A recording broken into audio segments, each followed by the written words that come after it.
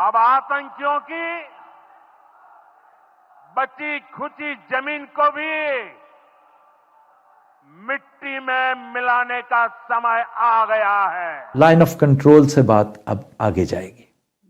That is frightening. Bharat के prime minister Narendra Modi ने पाकिस्तान को एक दफ़ा फिर बड़ी धमकी लगाई है और उन्होंने कहा है कि जो लोग भी इस हमले के पीछे मुलव्विस हैं और जो उनके बकौल उनके बैकर्स हैं, उनको ऐसा सबक सिखाया जाएगा कि जो वो तस्वुर भी नहीं कर सकते। जिसमें भारत के एयरक्राफ्ट कैरियर मूव कर रहा है बहर हिंद में कि जनाब ये जो एस्केलेशन हिंदुस्तान कर रहा है, ये पानी को हथियार के तौर पर इस्तेमाल कर रहा है to try to bully and browbeat Pakistan. और पाकिस्तान को भारत का कड़ा संदेश। आईएनएस सूरत से मिसाइल का परीक्षण किया गया है। भारतीय नौसेना ने यह परीक्षण किया। इस वक्त की बड़ी खबर आ रही है, आईएनएस सूरत से मिसाइल का परीक्षण किया गया है। मोदी आगे बढ़ो, अमेरिका की जानिब से बड़ा ऐलान कर दिया गया है। उसका साइज बड़ा है। आपकी 6-7 लाख की फौज है, उसकी 13 लाख की फौज है। हमारे देश से निकल जाइए। एमईए ने आधी रात में पाकिस्तानी डिप्लोमेट को साउथ ब्लॉक बुलाया और ये सब कहा। और सिंतास मंसूबा पाकिस्तान में पैदा होने वाली गंदम, चावल, कपास, दीगर फसलों के जरिए भी जरूरी है। This is nothing short of a food crisis और an emergency that we are ultimately looking at. ये सिर्फ अभी आगाज है। मैं हमेशा गुजारिश करता हूं कि दुआओं से जंग अवॉइड नहीं हो सकती और तरानों से जीती नहीं जा सकती। पाकिस्तान के हवाले से दो बड़ी डेवलपमेंट्स हैं। एक डेवलपमेंट तो ये है जो खतरनाक डेवलपमेंट है, इसका मतलब ये है कि there is something big which can happen, और वो ये है कि फ्रांस के जो फॉरेन मिनिस्टर हैं उन्होंने भारत का दौरा कैंसिल कर दिया है।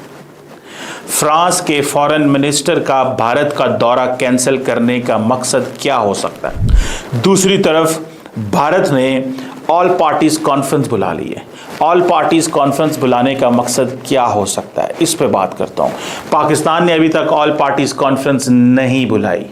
चौथी बात यह है कि भारत ने आज जो फॉरेन एनवाइज हैं, तकरीबन 30 से 40 जो ग्लोबली इंपॉर्टेंट एम्बेसडर्स हैं, 30 से 40 मुल्कों के जो एम्बेसडर्स हैं, उनको मिनिस्ट्री ऑफ एक्सटर्नल अफेयर में बुलाया और उनको ब्रीफ किया है कि क्या सिचुएशन है और दोनों मुल्कों के बीच में क्या होने वाला है या हो सकता है, या भारत ने किस तरह के एक्शन लिए हैं।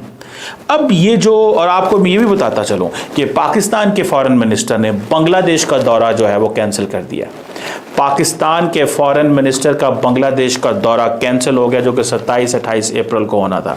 ये स्टोरीज जितनी भी हैं, ये जो खबरें हैं, ये मामूली नहीं हैं। अब ये भी मैं बताता चलूं कि पाकिस्तान ने भी इस्लामाबाद के अंदर जो इम्पॉर्टेंट एम्बेसडर्स थे कुछ मुल्कों के, उनको बुला लिया है और उनको ब्रीफ कर रहे हैं कि भारत ने जो एक्शन लिए हैं उसके हवाले से और जो पाकिस्तान एक्शन ले रहा है उस हवाले से।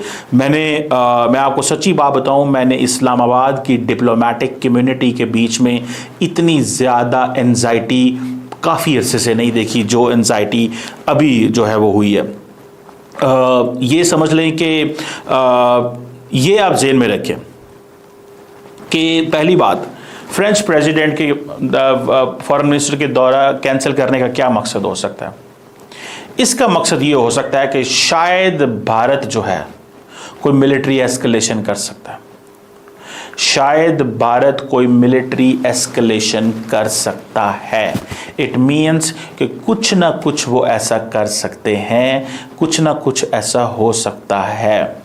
अब वो क्या हो सकता है, किस तरह हो सकता है, क्या चीज़ें चल सकती हैं, ये एक जिसे आप कह लें कि this is something very very important. ये इसको आप समझ लें कि ये एक बड़ा इशू है। अब फॉर एग्ज़ाम्पल अगर फॉरेन मिनिस्टर नहीं आते, अगर आते तो क्या होता? आते तो जो बायलैटरल एजेंडा था उसके ऊपर डिस्कशन होती। अगर वो नहीं आ रहे, ना वो इंडियंस कहीं जा रहे हैं, ना वहाँ से कोई आ रहा है, इसका मतलब क्या है? इसका मतलब ये है कि there is something which India is thinking.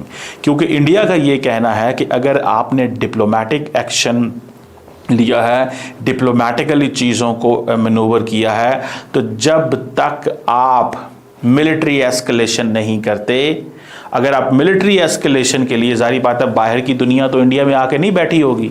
ये तो नहीं होगा कि इंडिया के अंदर जो है वो फ्रांस के फॉरेन मिनिस्टर आके बैठे हों और इंडिया जो है वो पाकिस्तान पे स्ट्राइक करे और पाकिस्तान कुछ घंटे पर इंडिया में स्ट्राइक करे। मुझे ये लगता है, मेरी ये असेसमेंट है कि आज़ाद कश्मीर के अंदर इंडिया कुछ करने जा रहा है। India will do something in Azad Kashmir. मेरी ये इंफॉर्मेशन कह लें, मेरी असेसमेंट कह लें, मेरी अप्रोच कह लें कि there is a probability, possibility. Otherwise हो सकता है कि भारतीय जो लीडरशिप है वो कभी भी इंडिया की जो पॉलिटिकल क्लास है उसको कॉन्फिडेंस में ना लेती। पॉलिटिकल क्लास को कॉन्फिडेंस में लेने का मकसद ही ये है, बताना है कि हमारे ऊपर जो लेवल ऑफ प्रेशर है या जो इंटेंसिटी ऑफ इंसिडेंट कितनी ज़्यादा है, ये उनको जो ब्रीफ किया जा रहा है ये उसकी वजह है। और P5 को जो ख़ास तौर पे ये जो एम्बेसडर्स हैं इनको जो बुलाना है इसका क्या मकसद है। और ये जो बात है कि जिसे वो कहते हैं ना, ये एक मजाक चीज़ नहीं है। और एक और चीज़ भी बड़ी अहम हुई है इसके साथ साथ, जिससे ये समझ नहीं आ रही कि ये किस तरह के मिक्स्ड सिग्नल्स हैं। मिसाल के तौर पे जो वाघा बॉर्डर है पाकिस्तान और भारत के बीच में, वहाँ पे परेड आज हुई है। भारत के और पाकिस्तान के बीच जो वाघा बॉर्डर जिसको बंद कर दिया गया है, ना भारत से मुसाफिर पाकिस्तान आ सकते हैं ना पाकिस्तान से वहाँ जा सकते हैं। पहले मुझे पता चला था कि कुछ ऐसे लोग हैं जो बाहर से हों, अगर वो भारत से इंडिया की तरफ जाना चाहें, पाकिस्तान से भारत की तरफ जाना चाहें, वो बॉर्डर क्रॉस करते हैं। और बॉर्डर क्रॉस करने से उनको at least they have this advantage, उनको ये एडवांटेज मिलता है। और वो जो एडवांटेज है वो यही है कि उनको इस चीज़ का अंदाज़ा है कि अगर ये सेरेमनी भी नहीं होती, ठीक है जी, और ये मुझे पता चला है कि सेरेमनी जो हुई है ओपनिंग डोर्स ओपन किए बगैर हुई है। मींस के जो दरवाजे थे वहाँ पे दरवाजे खोल दिए जाते हैं। अगर आप लोग वाघा बॉर्डर पे गए हैं, मैं एक दफ़ा मुझे मौका मिला था वहाँ पे जाने का, तो अगर वाघा बॉर्डर पे गए हैं तो ये चीज़ जो है वो जिसे वो कहते हैं ना, ये चीज़ है।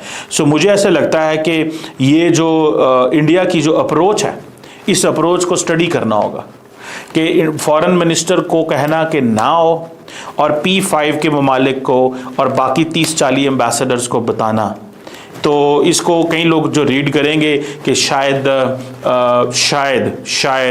इंडिया इस मसले को यहाँ पे कंक्लूड कर देता है। लेकिन एक चीज़ याद रखें, इंडिया की जो लीडरशिप है वो जो मोमेंटम